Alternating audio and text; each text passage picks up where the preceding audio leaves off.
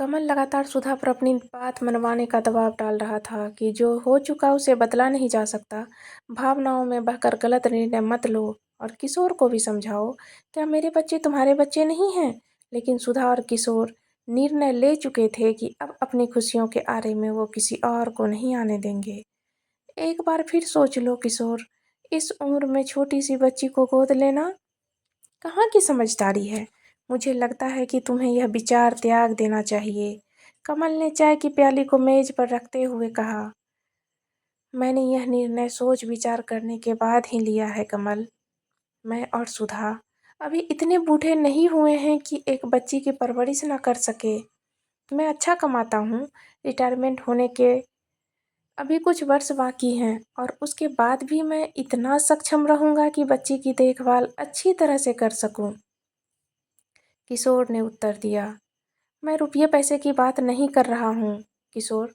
उसके अलावा भी 100 बातें को दिमाग में रखकर सोचना पड़ता है। तुम्हारे परिवार वाले और रिश्तेदार तुम्हारे इस निर्णय के खिलाफ हैं। और समाज का क्या? तुमने कभी सोचा है कि लोग क्या कहेंगे? देखो किशोर, मैं केवल सुधा का बड़ा भाई ही नहीं हूँ बल्कि तुम्हारा बहुत अच्छा दोस्त भी हूँ। इसी नाते मैं तुम्हें समझा रहा हूँ, मेरी बात को समझने का प्रयास करो। कमल ने किशोर पर दबाव बनाते हुए कहा, लोग क्या सोचेंगे, समाज क्या कहेगा, मैंने इसकी परवाह करना छोड़ दी है। और जहाँ तक परिवार और रिश्तेदार का प्रश्न है, अगर उन्हें हमारी परवाह होती तो वे आगे बढ़कर इस निर्णय में हमारा साथ देते। इस तरह तुम्हें अपना वकील बनाकर हमारे पास ना भेजते। किशोर अब क्रोधित होने लगे थे। तुमसे तो बात करना बेकार है, तुम बात को समझना ही नहीं चाहते हो। कमल ने अपनी बहन सुधा की ओर देखा, जो चुपचाप अपने पति किशोर के पीछे हाथ बांधे खड़ी थी। सुधा, कम से कम तुम तो समझदारी से काम लो। इस उम्र में बच्ची को गोद लोगी तो समाज में तरह तरह की बातें होगी। लोगों के ताने का सामना कर पाओगी तुम? भाई साहब, आप मुझसे यह पूछ रहे हैं कि मैंने लोगों के ताने सुन पाऊंगी या नहीं? शादी के 26 साल बाद भी मेरी गोद सुनी है। आपको क्या लगता है कि मैंने समाज के ताने नहीं सुने हैं?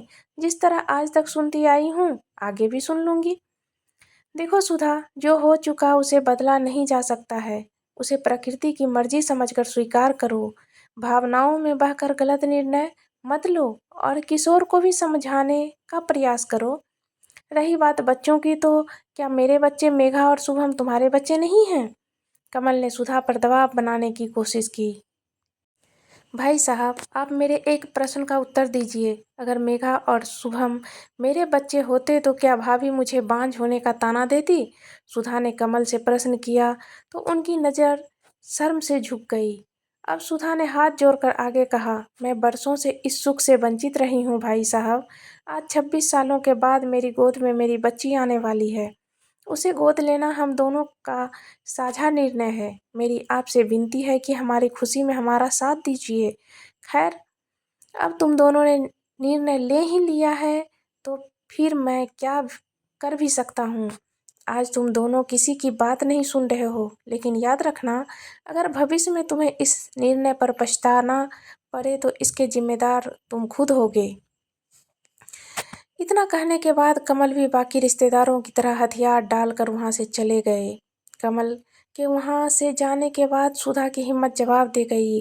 वह धम से सोफे पर बैठ गई।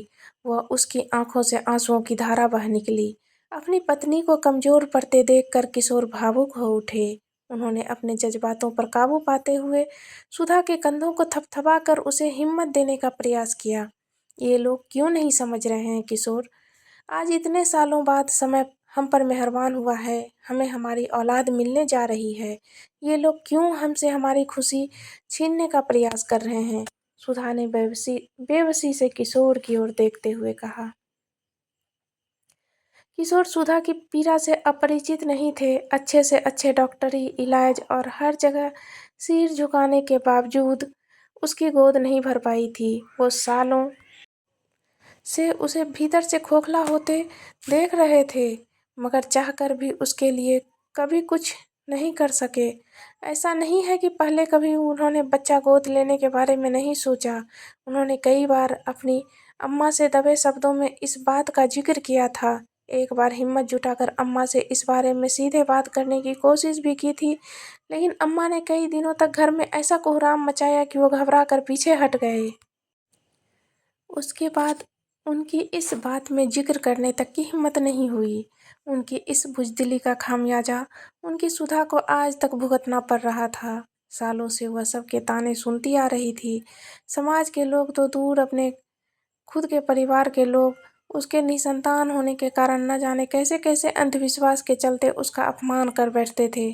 परिवार ने तो उन पर दूसरा विवाह करने का दबाव भी बनाया था, लेकिन वो अपनी सुधा से असीम प्रेम करते थे। उन्होंने करारा जवाब देकर सबका मुँह बंद कर दिया था। सुधा आज तक उनकी खातिर कितना कुछ सहन करती आ रही थी। अपना पूरा जीवन निस्वार्थ उन पर न्यौछावर किया था उसने। अब उसके लिए कुछ करने की बारी उनकी थी। जो खुशी वे उसे आज तक नहीं दे पाए थे, अब देने जा रहे थे। समय भी जैसे उनके इस निर्णय में उनका साथ दे रहा था। यह संयोग था कि थोड़ी ही तलाश के बाद उन्हें एक ऐसी महिला मिली जो अपनी संतान को गोद देने के लिए एक भले दंपति की तलाश में थी। पति की अकस्मात मृत्यु के बाद बिमला बूढ़े, बीमार सास-ससुर व 3 छोटे बच्चों की जिम्मेदारी आ गई थी। ऐसे में उसके लिए गरीबी की मार सहते हुए अपनी नवजात बच्ची को लालन-पालन कर पाना संभव नहीं था। पहले वह उनके बारे में जान कर थोड़ा हिचक रही थी, लेकिन उनसे मिलने के बाद उसकी सारी शंकाएं दूर हो गई। सुधा इस बात का जिक्र करने से पहले किशोर ने गोद लेने की प्रक्रिया के बारे में पूरी जानकारी प्राप्त कर ली थी। सुधा के मन में कोई भी उम्मीद की किरण जगाने से पहले वो खुद पूरी तरह आश्वस्त हो जाना चाहते थे। पूरी तसल्ली करने के बाद ही उन्होंने सुधा को यह बात बताकर बिमला और उस नवजात बच्ची से उसका परिचय करवाया। पहले पहल तो सुधा को यकीन ही नहीं हुआ कि उसके जीवन में कुछ ऐसा घटित होने जा रहा है। फिर उसे आशंकाओं ने घेर लिया, पर आखिर में किशोर की बात समझकर जब उसने उस नवजात बच्ची को अपनी गोद में लिया तो उसकी खुशी का कोई ठिकाना नहीं रहा। जल्द ही बच्ची की गोद लेने की प्रक्रिया शुरू हो गई। धीरे-धीरे सुधा के मुरझाए चेहरे पर रौनक लौटने लगी थी। दोनों पक्षों की रजामंदी थी, इसलिए प्रक्रिया में कोई अड़चन तो नहीं थी, लेकिन ऐसे कामों में थोड़ा वक्त तो लगता ही है। प्रक्रिया शुरू होने के बाद सबसे कठिन कार्य था अपने परिवार को यह खबर देना। किशोर व सुधा दोनों ने अपने-अपने परिजनों को फ़ोन कर सूचित कर दिया। किशोर को जिस बात का अंदेशा था, ठीक वैसा ही हुआ। दोनों ओर से विरोध के स्वर उठने शुरू हो गए। पहले सब फ़ोन करके उन्हें रोकने का प्रयत्न कर रहे थे। अपनी कोशिशें नाकामयाब होने के बाद उन्होंने आज सुधा के बड़े भाई किशोर के परम मित्र कमल बाबू को अपना प्रतिनिधि बनाकर उनके घर भेजा था। नतीजा यह हुआ कि उनके यहाँ आने के बाद सुधा कमज़ोर पड़ने लगी थी। किशोर ने सुधा को तो समझा-बुझाकर सुला दिया था, लेकिन उनकी आँखों से नींद कोसों दूर थी। वो यह जानते थे कि कमल बाबू आखिरी व्यक्ति नहीं थे, जो उन्हें रोकने का प्रयास करने के लिए घर आए थे। यह तो तूफ़ान की शुरुआत भर थी। 3 दिन किसी को फ़ोन आए बगैर सुकून से गुजर गए। जिंदगी अपनी सामान्य रफ्तार से चलती रही। सुधा भी अब शांत थी। चौथे दिन किशोर दफ्तर जाने के लिए तैयार हो रहे थे, तभी दरवाजे की घंटी बजी। दरवाजा खोलने पर अपने छोटे भाई सतीश और उसके परिवार को सामने पाकर किशोर यह समझ गए थे कि कमल बाबू की वकालत फेल होने के बाद सतीश ने केस की कमान अपने हाथों में ले ली है। वैसे तो उनके और सुधा के परिजन की आपस में कभी नहीं बनी। वे सभी पारिवारिक समारोह और उत्सवों में किसी तरह एक दूसरे को बर्दाश्त कर लेते थे, लेकिन आज जब उनके और सुधा के निर्णय के खिलाफ खड़े होने की बारी आई तो वे सब अचानक ही एकता की शक्ति को पहचान गए थे। किशोर ने ना चाहते हुए भी मुस्कुराकर सबका स्वागत किया। उन्होंने सुधा का चिंतित चेहरा देखते ही दफ्तर में फ़ोन करके छुट्टी ले ली। वे सतीश को तेज तर्रार पत्नी मीना के स्वभाव से भलीभांति परिचित थे।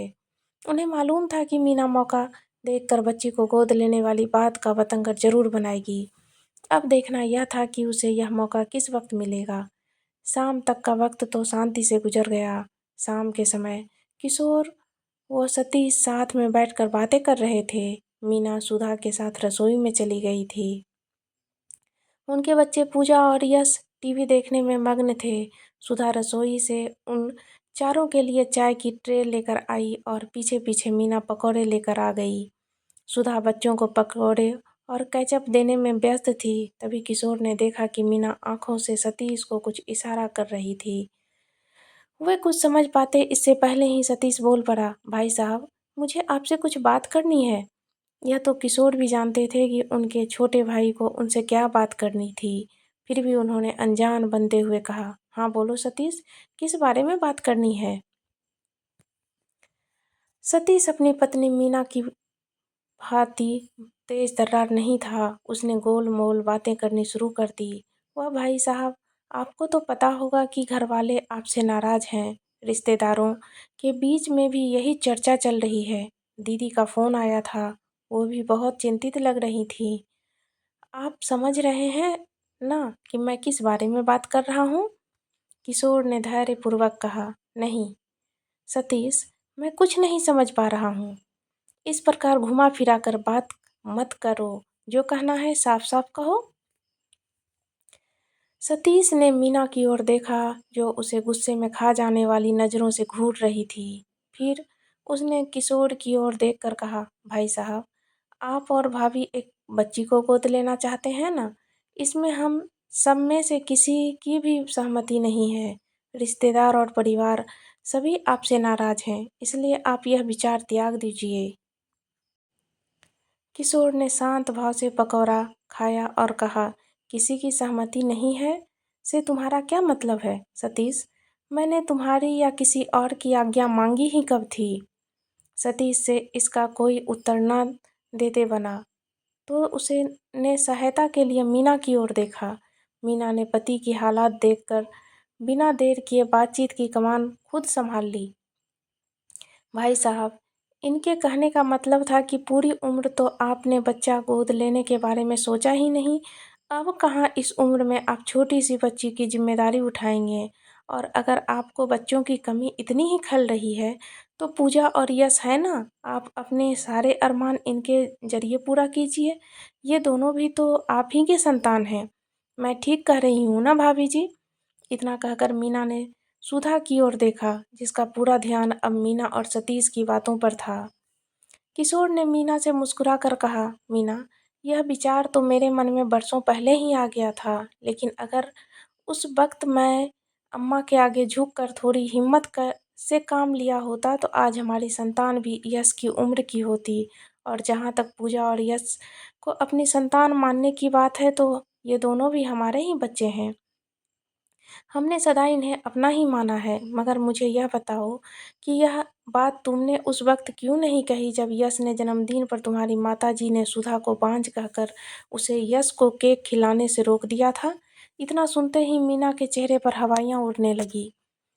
वह बात को संभालते हुए बोली, भाई साहब, आप तो जानते हैं कि मेरी माँ पढ़ी लिखी नहीं है। वो गांव में रहती है और कई बार बड़े बूढ़े लोग ऐसी दकियानुसी बातों में विश्वास कर कुछ भी बोल देते हैं। मगर मेरा विश्वास कीजिए, मेरे मन में ऐसी कोई बात नहीं है। मैंने पार्टी के बाद माँ से इस बात को लेकर झगड़ा भी किया था। किशोर ने कहा, चलो ठीक है, मैंने मान लिया कि तुम्हारे मन में ऐसी कोई बात नहीं है। मगर अब इन सब बातों को दोहराने का कोई फायदा नहीं है। हमारी बच्ची को गोद लेने की प्रक्रिया शुरू हो चुकी है। हम दोनों पूजा और यश से बहुत प्यार करते हैं, लेकिन अब हम किसी की खातिर अपना निर्णय नहीं बदलेंगे। सतीश के हाव-भाव देखकर किशोर समझ गए थे कि वह हार मान चुका है, मगर मीना अब गुस्से से तिलमिला रही थी। उसने आखिरी बार अपने पति की ओर देखा, जिसने कंधे उचकाकर ना में सिर हिला दिया। अपनी दाल न गलते देख मीना भड़क उठी। अरे ऐसे कैसे बुढ़ापे में बच्ची गोद ले लेंगे?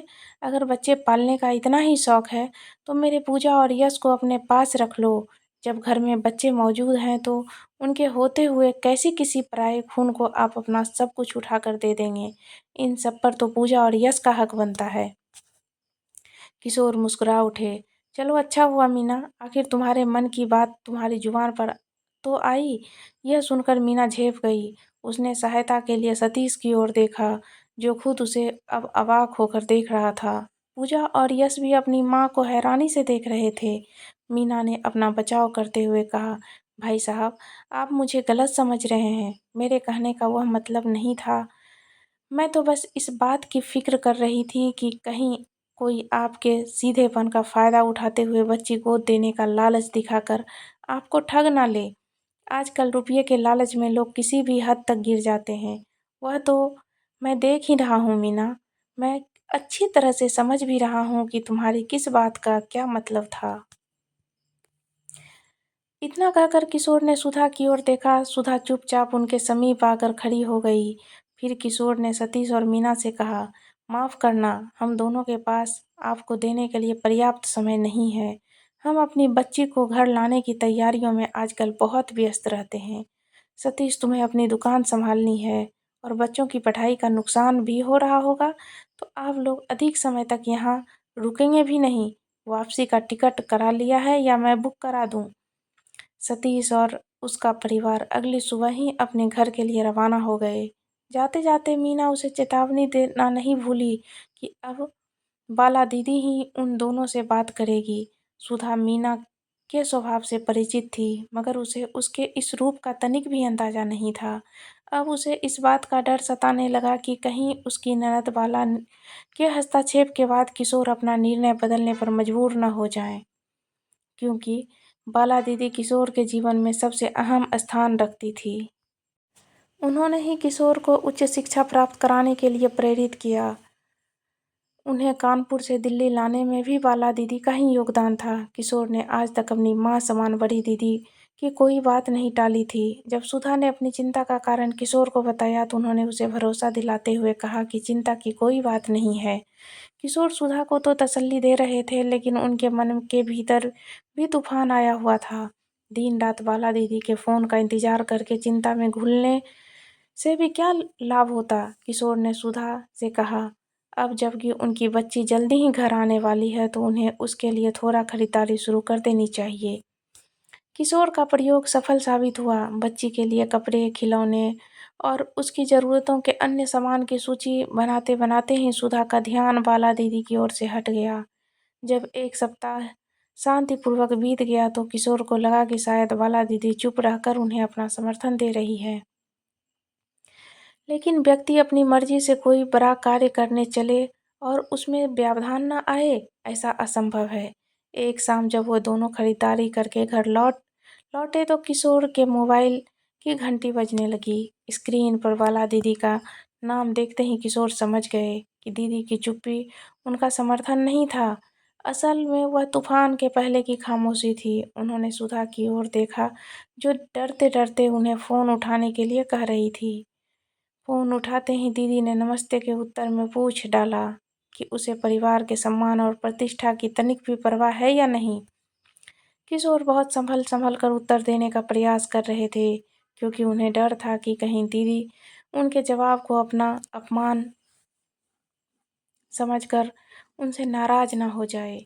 उन्हें पता था कि बाला दीदी किसी को आसानी से क्षमा करने वालों में से नहीं है, फिर चाहे वह उनका प्रिय छोटा भाई ही क्यों न हो। दीदी किशोर को अपना निर्णय बदलने के लिए कहती रही और वे दीदी को समझा-बुझाकर उन्हें स्थिति को अपने दृष्टिकोण से देखने की प्रार्थना करते रहे। आखिरकार दीदी ने कह ही दिया, तुम्हें पता भी है कि उस बच्ची के माता-पिता कौन हैं? उसका धर्म क्या है? वह किस जाति, किस खानदान की है? किसी ऐरे-गैरे के बच्चे को घर लाकर क्यों अपने खानदान का नाम डुबोने पर तुले हो? क्या तुम्हें अपने पिता और परिवार के नाम और मान-सम्मान की तनिक भी चिंता नहीं है? किशोर को उनकी बात सुनकर झटका लगा।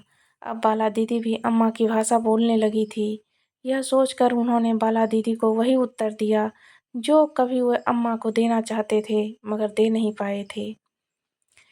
उन्होंने कहा, हाँ दीदी, मैं जानता हूँ कि उसके माँ-बाप कौन हैं और वह किस खानदान की है। उसके परिवार वाले बहुत ही शरीफ और खुददार लोग हैं।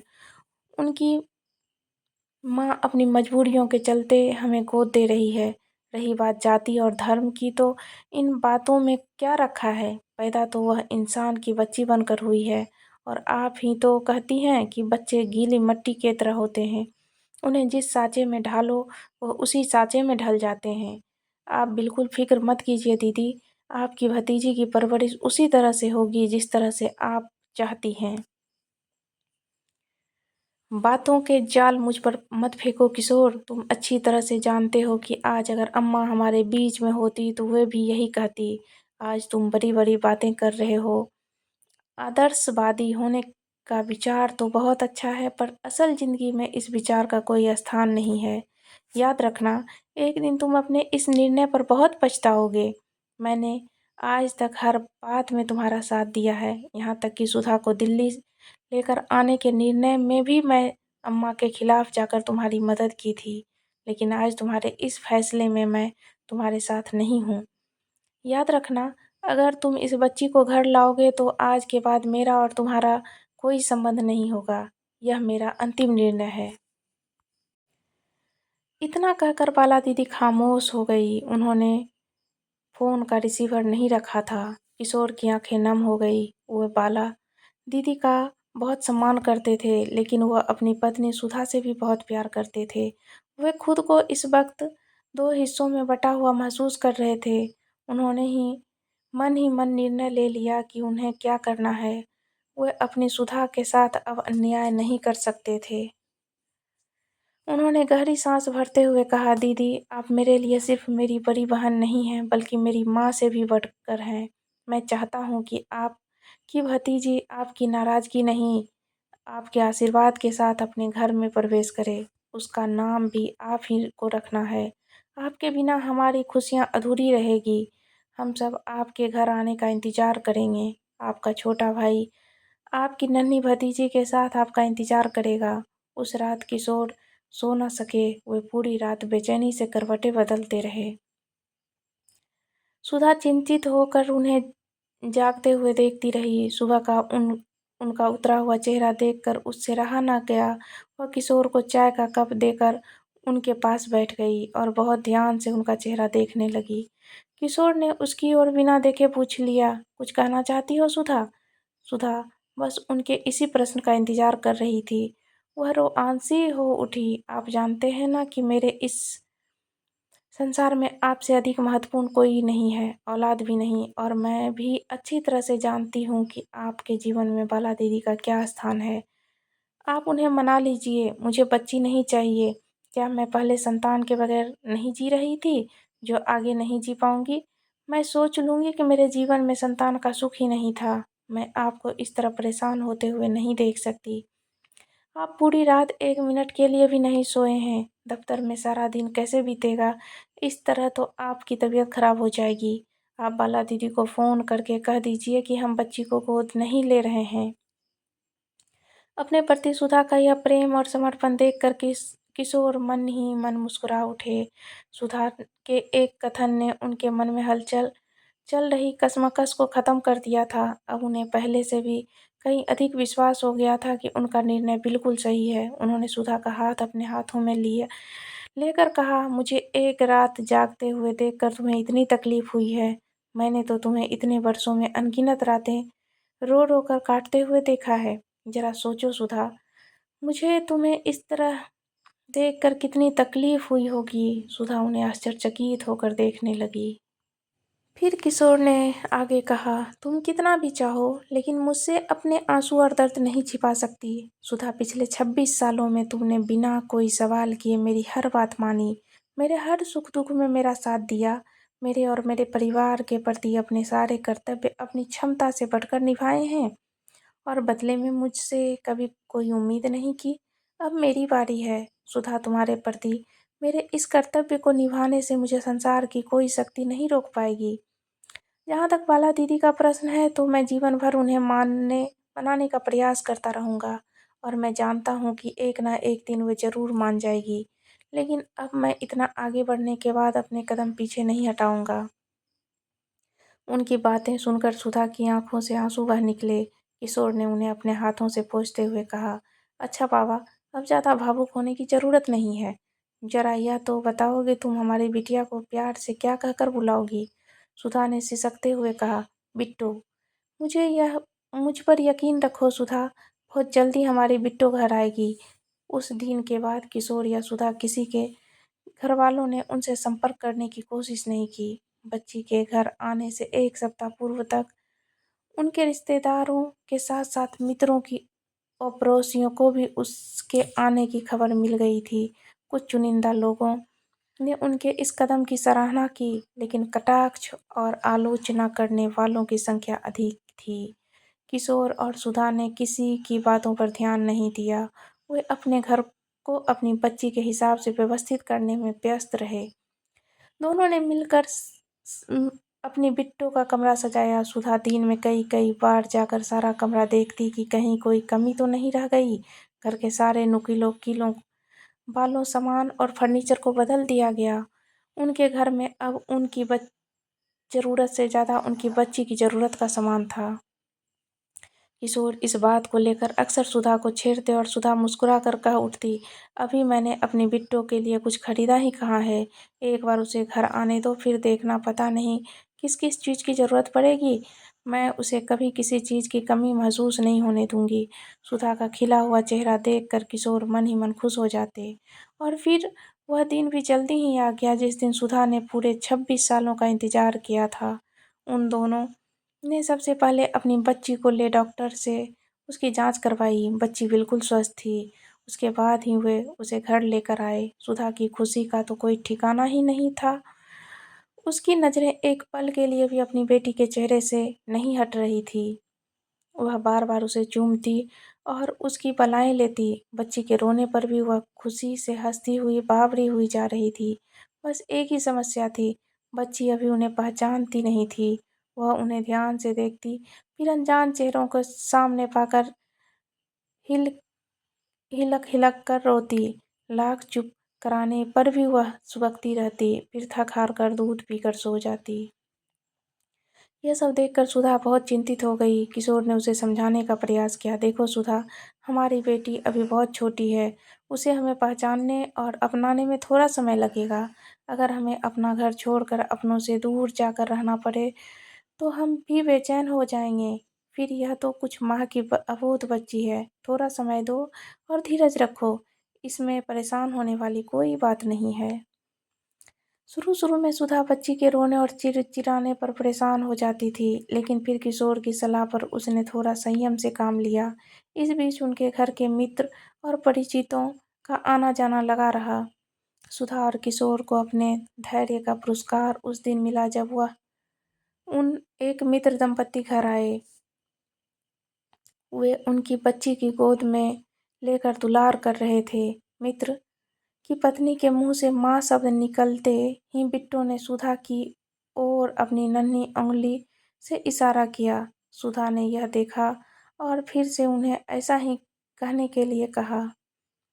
माँ शब्द सुनते ही बिट्टू ने फिर से सुधा की ओर इशारा किया। सुधा ने मुस्कुराकर प्यार से बिट्टू कहकर पुकारा तो उसने किलकारी भरते हुए सुधा की ओर हाथ बढ़ा दिए, मानो कह रही हो, माँ मुझे अपनी गोद में ले लो। बेटी की बात समझाते हुए सुधा ने उसे अपनी गोद में ले लिया, उसका माथा चूमा। सभी हतप्रभ होकर दोनों माँ बेटी को मिलाप देख रहे थे। सुधा किशोर की ओर देखकर चहक उठी, जो पहले से ही उन दोनों को नम आंखों से देखते हुए मुस्कुरा रहे थे। उसके बाद तो जैसे उन दोनों की दुनिया ही बदल गई। किशोर ने कुछ दिनों के लिए दफ्तर से छुट्टी ले ली थी। वे अपना सारा समय अपनी पत्नी और नन्ही बिटिया के साथ बिताना चाहते थे। सुधा अपनी बिट्टू को रोज नई नई रंग बिरंगी सुंदर फ्रॉक पहनाती। बिट्टू अपने खिलौनों को देख कर ताली बजाती और उनसे अपनी भाषा में बात करती।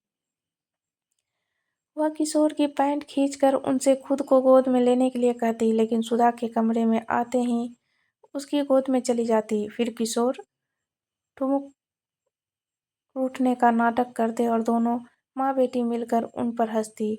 बिट्टू ने उनके शून्य अंधेरे जीवन में खुशियों का उजाला भर दिया था। अब उन्हें अपने माता पिता के रूप में पहचानने लगी थी। इससे बढ़कर खुशी की बात उनके लिए हो ही नहीं सकती थी। सब कुछ अच्छा चल रहा था। अब बस एक ही कमी थी, वह दोनों चाहते थे कि उनके परिवार के सभी सदस्य भी उनकी बच्ची को स्वीकार कर ले। बिट्टू उनकी बेटी थी। इस सत्य को अब उन्हें भी सहर्ष स्वीकार कर लेना चाहिए था। किशोर ने कई बार बाला दीदी को फ़ोन किया था, लेकिन उन्होंने नंबर देखकर फ़ोन नहीं उठाया। उन्होंने घर के फ़ोन पर कॉल किया तो बाला दीदी ने नौकर से कहलवा दिया था कि वह घर पर नहीं है। इसी दौरान उन्हें एक रिश्तेदार से पता चला कि बाला दीदी की बेटी गौरी की शादी अगले माह होना तय हुई हुई है। उन्हें छोड़कर बाकी सभी निमंत्रण भेजा गया। किशोर को यह सुनकर धक्का लगा। वे जानते थे कि बाला दीदी उनसे नाराज है, मगर इतनी भी क्या नाराजगी कि इकलौती भांजी की शादी में मामा को न बुलाया जाए। सुधा ने मायूस होकर कहा कि अब उन्हें स्वीकार कर लेना चाहिए कि परिवार ने उनसे सारे नाते तोड़ लिए हैं। किशोर ने दृढ़ विश्वास के साथ कहा, कोई कुछ भी कह ले, मगर मैं जानता हूँ कि मेरी दीदी मुझे न्योता देने जरूर आएगी। वो भले ही मुझसे कितनी भी नाराज क्यों न हो, मगर वो मेरे साथ ऐसा नहीं कर सकती है। और अगर उन्होंने मुझे भी नहीं बुलाया तो क्या हुआ, मैं उनका छोटा भाई हूँ और गौरी का मामा हूँ। वह मुझे बुलाए या ना बुलाए, मैं अपना कर्तव्य पूरा करने के लिए वहाँ जरूर जाऊँगा।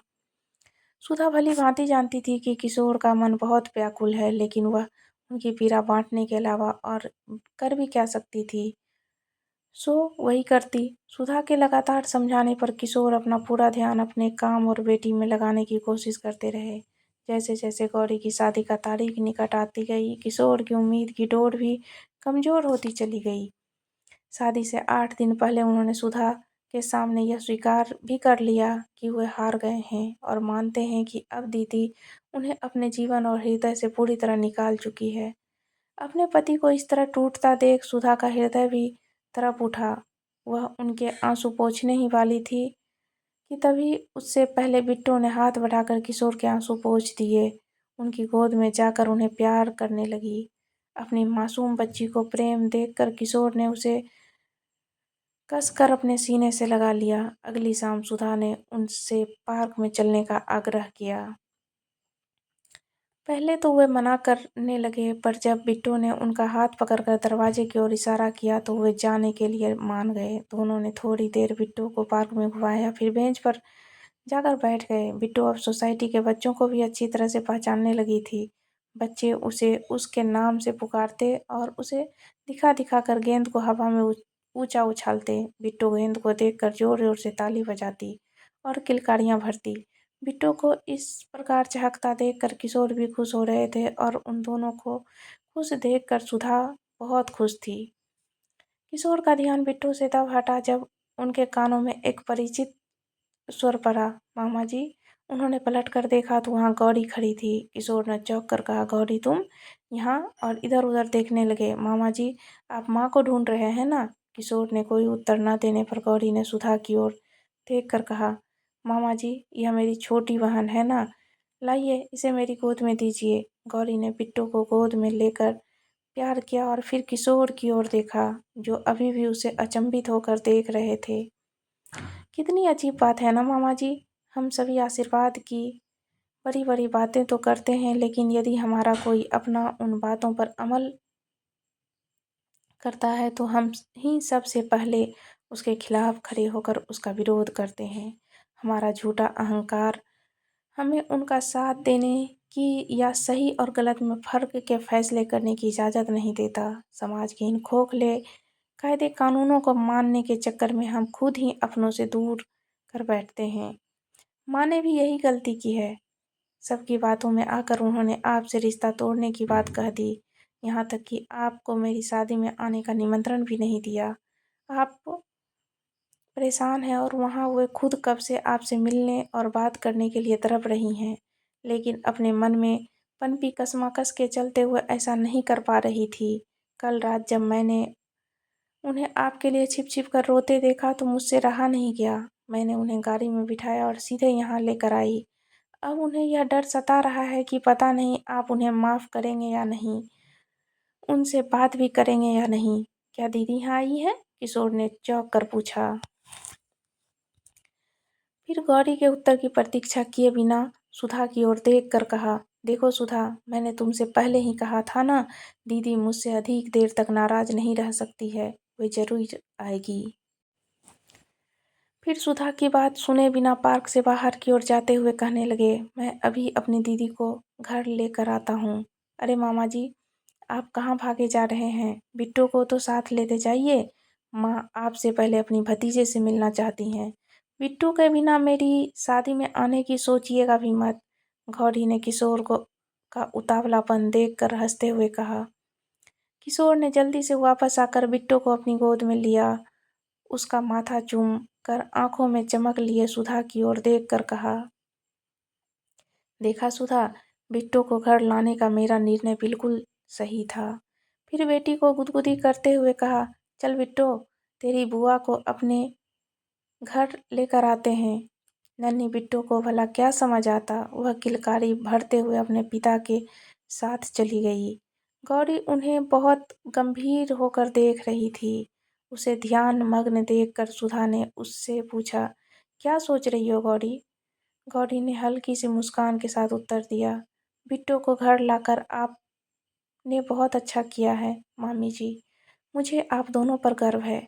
उसकी बात सुनकर सुधा ने उसे गले लगा लिया और धीरे धीरे उसके कान में कहा, थैंक यू गौरी। अब उसके दिल में किसी तरह की कोई उलझन या कशमकश नहीं थी। वह आंखों में गर्व और तृप्ति की चमक लिए अपने पति बेटी को पार्क से बाहर जाते हुए देख रही थी।